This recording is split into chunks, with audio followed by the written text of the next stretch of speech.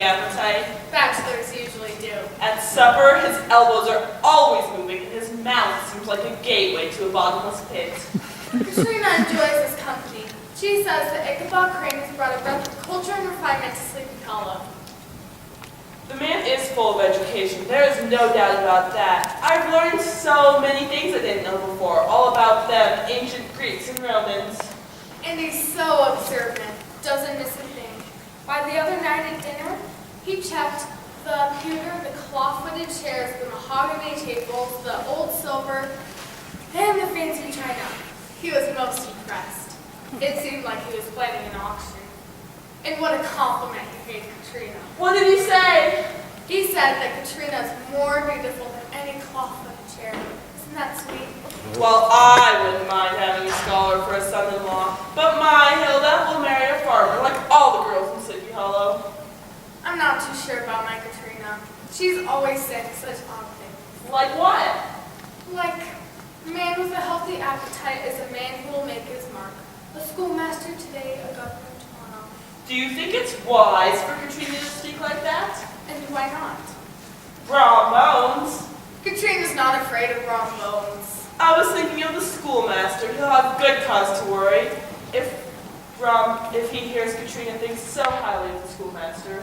Fiddle faddle, Matilda May Hudson, fiddle faddle. I suppose. Can't waste time wondering about Katrina, Brown Bones, and the schoolmaster. We have things to do in the village. Yeah, that is so.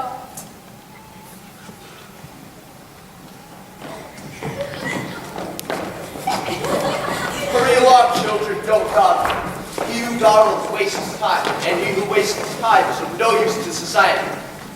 Do you understand? No, schoolmaster. No? Yes, schoolmaster. That's better. Let's see who's here. Walter Van Twillen, Present, schoolmaster. Hendrik Van Boos, Present, schoolmaster.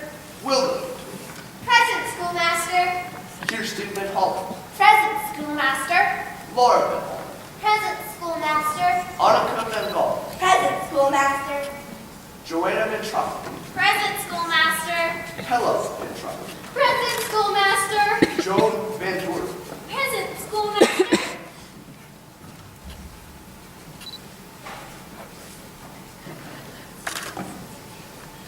May I help you? My father says I come to school. Aren't you a bit old for something? Well, my father says if I don't my numbers better than I do, he'll kick me out of the house. Silence! Silence, I say! I will not abide laughter in my classroom. Do you understand? No, schoolmaster. No? Yes, schoolmaster. That's better. What's your name? His name is Yost. Yost Van Ripper. Did I ask you, Joanna? No, schoolmaster. Did I ask you, Hendrik? No, schoolmaster. Always remember, children, never answer unless you're asked. Do you understand? Yes, schoolmaster. You. Aren't you one of those Sleepy Hollow ones? I won't cause any trouble, schoolmaster. All I want to do is learn my numbers. You may sit down. Knowledge is a gift, a wondrous gift. Repeat that. Knowledge is a gift, a wondrous gift. Repeat that. I will not tolerate quality in my classroom. Do you understand? Yes, schoolmaster. Knowledge is a gift, a wondrous gift. Repeat that. You're a little slow, aren't you, Yost Van Ripper? I can run as fast as the next man. Knowledge is not a race. Knowledge is not a race. What did I tell you, Wilda? Never answer unless you're asked. But you didn't ask anything, schoolmaster. Then you should not have answered. Pupils will Sleepy Hollow are vexed in a while. When are you going to teach my numbers, schoolmaster? That depends. Let me see how much you know. Stand up. I am going to ask you to recite the multiplication tables. But first, 9 times 9? 9 times 9.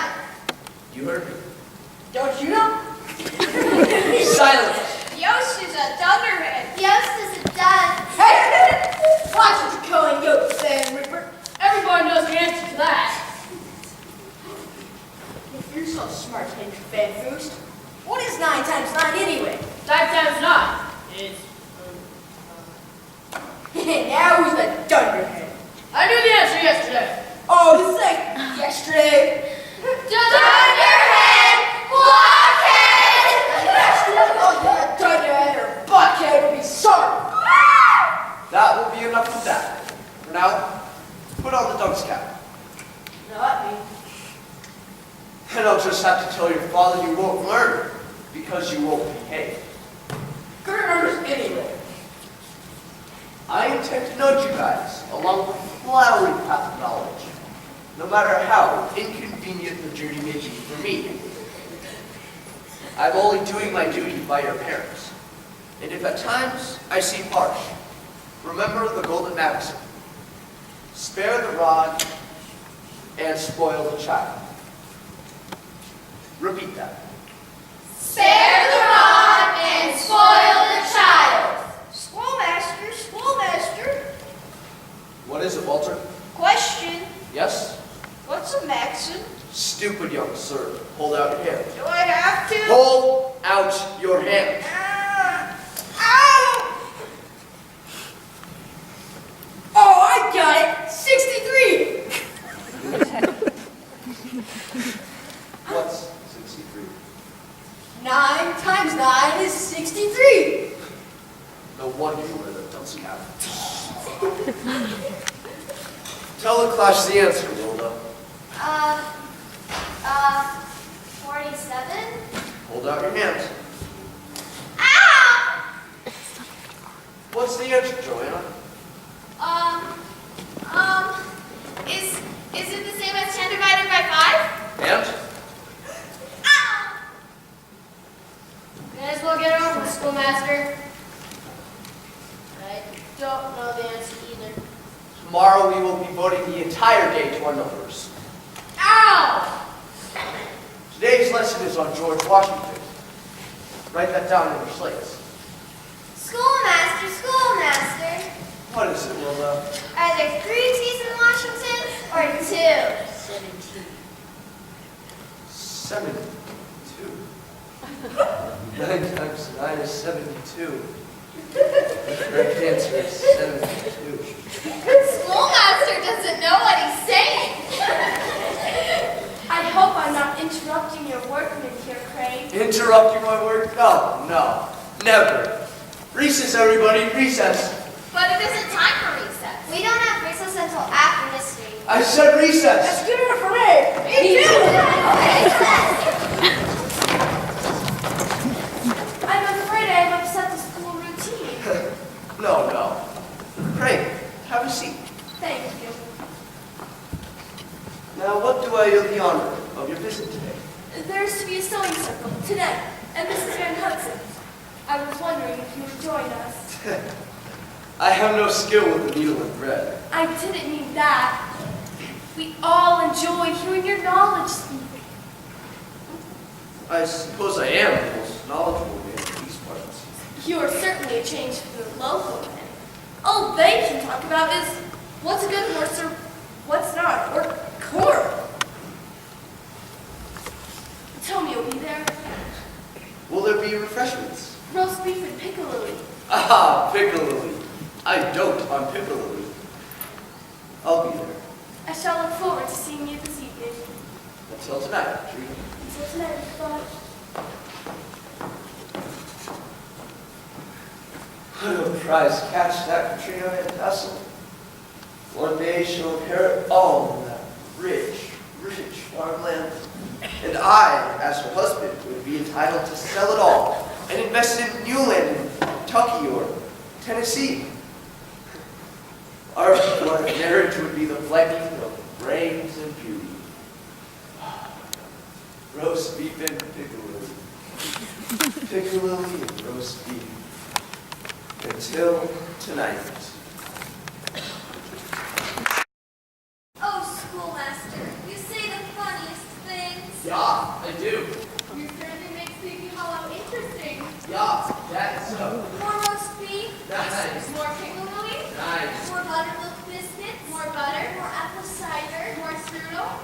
That's the third time the schoolmaster's gone back to the table. 4. He relishes that piccalilli relish. I will say one thing for Sleepy Hollow. It has wonderful cooks. Except for me, even Brutus, my pig, won't eat what I cook. Oh, I never learned to cook. I can't even turn an egg. Ow! Oh, what's wrong? I'd stab myself with this knitting needle. Bad luck for sure. Nonsense. Finger in the mouth and the bad luck goes away. Wait until you hear the schoolmaster imitate Farmer Swigsong. He's so clever. Show them, schoolmaster. No. Someone might misunderstand. Especially Farmer Swigsong. He can be quite grumpy. Quite grouchy. Quite ill-tempered.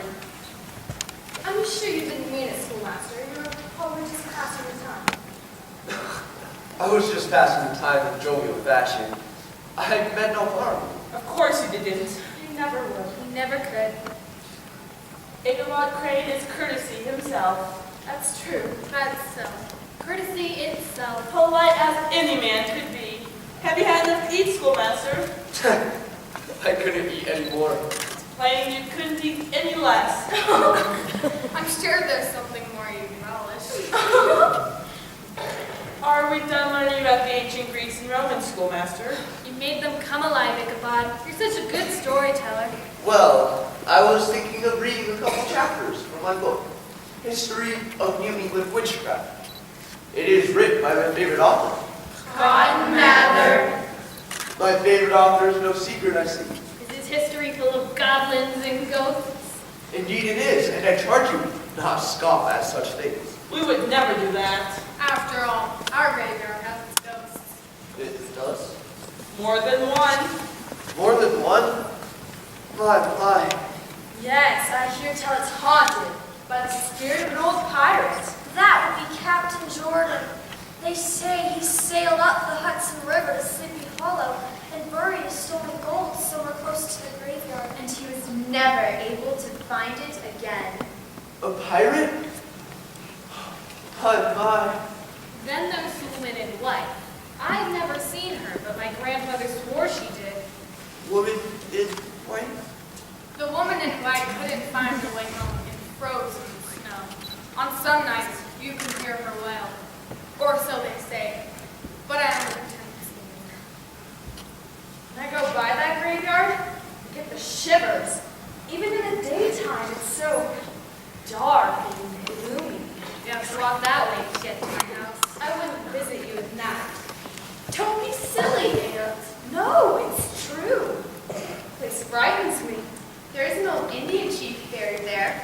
A wizard or a prophet. Something. He appears from time to time.